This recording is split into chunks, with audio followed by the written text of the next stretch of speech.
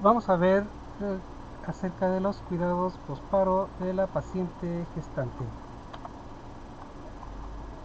Actualmente los embarazos de alto riesgo han aumentado, esto debido a los diferentes factores como el uso de fertilización asistida, comorbilidades, principalmente enfermedades cardíacas y la obesidad. El paro cardiorrespiratorio es la condición en la que el corazón pierde la capacidad para mantener un flujo sanguíneo mínimo en el sistema circulatorio. La complejidad del paro cardiorrespiratorio obstétrico está dado por tratar con dos pacientes, además de que en los dos casos podemos tener un desenlace mortal. La reanimación debe estar centrada en la anatomía y fisiología de la mujer embarazada, por lo que por lo que entender estos cambios, o sea, los cambios en la anatomía y fisiología de la mujer embarazada, nos va a marcar diferencia en la eficacia de la reanimación cardiopulmonar. El envejecimiento de la mujer en edad fértil y la postergación de la maternidad determinan que las enfermedades concurrentes sean en la actualidad la causa más importante de la muerte materna. Bien, en una parada cardíaca del paciente obstétrico, la prioridad va a ser incluir las compresiones de alta calidad y además aliviar la compresión aórtica. Esta se va a aliviar con el desplazamiento uterino lateral. Lo ideal en un paro cardíaco es realizar una cesárea perimortem a los 5 minutos de iniciadas las compresiones. Sin embargo, en el área prehospitalaria esto prácticamente no se puede hacer, por lo que se le da prioridad al traslado, se le va a dar prioridad roja y se tiene que buscar un centro con capacidad quirúrgica inmediata, y además de que vamos a priorizar la información al centro regulador para que nos esperen entre 45, bueno, un máximo de 60 minutos para iniciar esa cesárea perimortem. No debe esperar más. ¿Cuáles son los cuidados o qué son los cuidados posparos de la paciente obstétrica? Son el conjunto de actividades que se aplican a la paciente obstétrica que ha alcanzado el retorno a la circulación espontánea, encaminados a identificar y tratar la causa precipitante, evaluar la lesión cerebral, la disfunción miocárdica, respuesta de la respuesta sistémica que es secundaria a la parada respiratoria. Esto es la relación isquemia-repercusión. Además, son el penúltimo eslabón, aquí vemos, es el penúltimo eslabón en la cadena de supervivencia. Influyen los resultados globales de recuperación y la recuperación propiamente dicha es el último eslabón de esta cadena de supervivencia. Los cuidados posparos tienen dos fases, que son la estabilización y la del manejo continuo de las prácticas de emergencia adicionales. Nosotros en el campo prehospitalario nos vamos a enfocar en la fase de estabilización inicial. Vamos a dividirla en tres partes, que es el manejo de la vía aérea, que es más que nada la colocación del tubo endotraqueal, o más bien asegurar la vía aérea. Si no podemos poner el tubo endotraqueal, debemos de poner por lo menos la cánula orofaringea, pero siempre se va a insistir en el tubo endotraqueal o un sustituto como una mascarilla laringea o algo parecido, pero se tiene que estabilizar la vía aérea. Además, después de eso vamos a manejar los parámetros ventilatorios y llevar el control de los parámetros hemodinámicos. Sumándole a eso también un electrocardiograma de 12 derivaciones. Si lo podemos hacer en la ambulancia, mucho mejor. ¿Qué posibilidades hay cuáles son las diferentes posibilidades en el posparo de una paciente obstétrica? Bien, la paciente obstétrica después del retorno de circulación espontánea debemos de ver si está comatosa o no comatosa. Básicamente es si responde o no a lo que le hablemos órdenes. Además, si bien es cierto que la posibilidad de que el feto sea expulsado es mínima, debemos estar al pendientes de esta, o sea, no debemos de decir, no van a ser bebé, puede ser que nazca. En caso de que así sea, se le tendrá que dar cuidados aparte y se informará de inmediato del carro cardiorrespiratorio al centro regulador para que estén preparados desde el principio para la cesárea perimortem. Esta tendrá que hacerse en cuanto la paciente entre prácticamente al hospital. Estamos diciendo que en el medio hospitalario se hace a los 5 minutos de compresiones. Nosotros podemos decir que se va a esperar tal vez hasta entre 45 y 60 minutos, pero nada más de ese tiempo. Durante el traslado, los cuidados posparo son lo que estamos diciendo, que avisar al centro regulador para hacer la cesárea perimortem, porque de nada nos serviría llegar a un centro hospitalario que estuviera cercano pero que no tenga capacidad quirúrgica. Además, aunque la paciente ya tenga la circulación espontánea, se permanecerá con las actividades de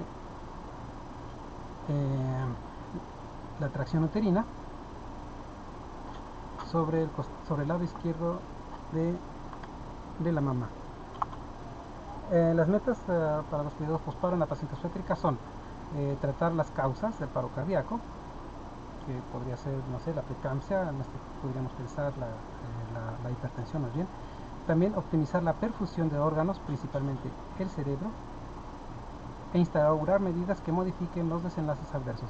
A decir verdad, esto prácticamente ya es dentro de los hospitales, porque tendrán más tiempo para tratarlo. El manejo conveniente de la vía aérea va a ser utilizando capnometría y capnografía para confirmar y monitorizar la posición del tubo endotraqueal. Además vamos a ajustar la saturación de oxígeno hasta un 98%. Esto se va a hacer con la válvula de Venturi hasta 98%. Además de que vamos a titular el flujo de oxígeno a 94%, perdón, saturación hasta 94%, para minimizar el daño hiperóxico en los pulmones. La capnometría la vamos a ajustar a 45 milímetros de mercurio. Vamos a estar dando ventilaciones, estamos hablando de 10 ventilaciones por minuto para proteger a los pulmones. Los parámetros hemodinámicos, estamos enfocándonos en los cristaloides. Vamos a administrar cristaloides para mantener la presión arterial arriba de 90 milímetros de mercurio.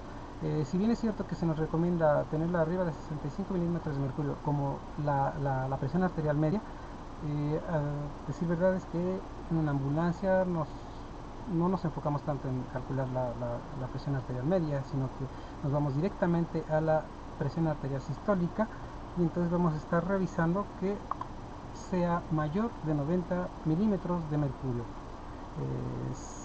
Estar checando la presión continuamente para ver si aumentamos el flujo de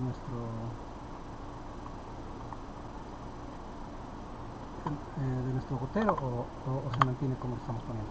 Además, vamos a tener una monitorización continua durante las actividades posparo. Si ya ha tenido la circulación espontánea o más bien durante el traslado, vamos a hacer el electrocardiograma de 12 derivaciones, que además de que vamos a mantener con el uso de la capnometría a 45 milímetros de mercurio. En cuanto se puede hacer, se hace el electrocardiograma. Sobre la capnometría,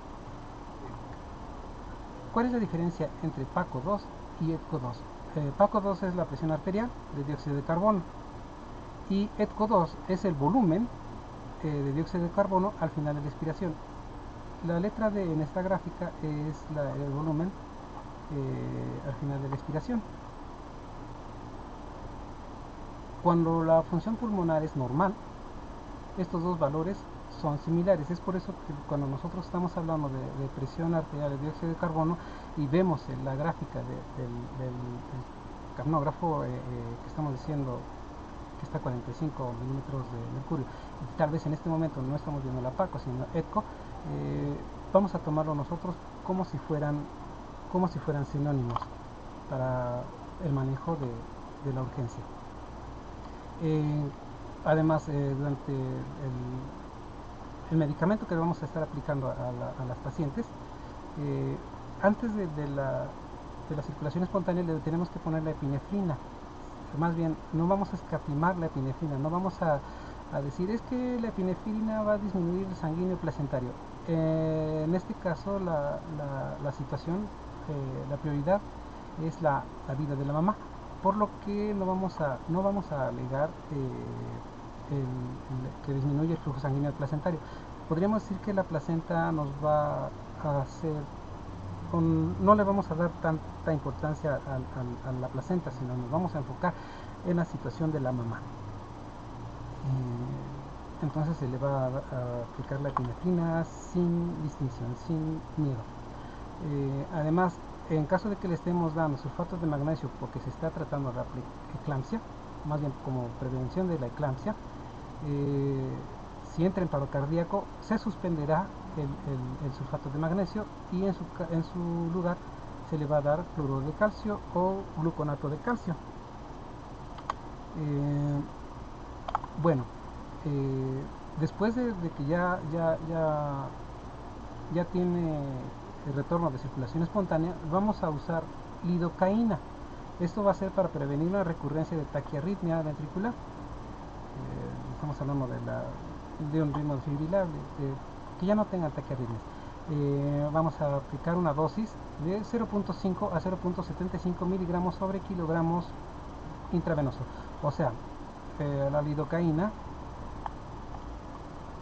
si nuestra paciente pesa unos 70 kilos, le vamos a dar 35 miligramos de lidocaína. Ahora, recomendaciones para el cuidado postparo hasta la entrega del paciente. En ningún momento se deberá perder de vista los parámetros ventilatorios. Cuando haya circulación espontánea sostenida, vamos a hacer una valoración neurológica. Esta la vamos a hacer rapidísimo, sin necesidad de tocar a la paciente. Prácticamente vamos a hablarle o tocarle, provocar un poquito de dolor en los deditos para saber si reacciona, para ver su reacción. Es capaz de respondernos, nos responde o responde al dolor, abre sus ojos. Y hasta ese momento, cuando hacemos la valoración neurológica, hasta ese momento vamos a monitorizar al feto, que lo más probable es que esté presentando bradicardias. Luego de esto también vamos a hacer una valoración de la glicemia. Vamos a documentarla y si todavía tenemos tiempo, vamos a tratarla, si es hipoglucemia o hiperglucemia. No vamos a tratar de inducir hipotermia en una ambulancia. Con eso de la infusión rápida de fluidos fríos, nosotros vamos a tratar nuestra hiperglucemia, nuestra hiperglucemia, hipoglucemia, como si fuera una paciente normal. No vamos a tratar de enfriarla. Y como conclusiones, cuando estemos atendiendo a mujeres embarazadas de alto riesgo, o sea, cuando hablamos de una mujer embarazada de alto riesgo, nos vamos a estar pensando, por ejemplo, en una paciente con obesidad, o que es hipertensa, o que está en extremos de la vida, ya sea demasiado joven o demasiado grande. Vamos a considerarla de alto riesgo. Entonces, cada vez que tengamos una paciente de alto riesgo, vamos a tener que estar preparados para un probable paro cardiorrespiratorio. En cuanto sea posible, si vemos que nuestra paciente llega a una escala de coma de Glasgow de 8, vamos a inmediatamente asegurar la vía aérea, ya sea con el tubo endotraqueal, de preferencia el tubo endotraqueal. Si no podemos poner el tubo endotraqueal, alguna otra, pero siempre tratar de poner el tubo endotraqueal. Además, si nuestra pacientita tiene una panza de más de 20 semanas de gestación, inmediatamente se va a lateralizar aproximadamente 30 grados para evitar la presión aórtica. Luego, cuando obtenemos cuando ya tenga otra vez la circulación espontánea, vamos a hacer una valoración neurológica y reflejo pulmonar. Se estará informando siempre al centro regulador para que tenga datos para apoyarnos y para que sea rápida la intervención quirúrgica.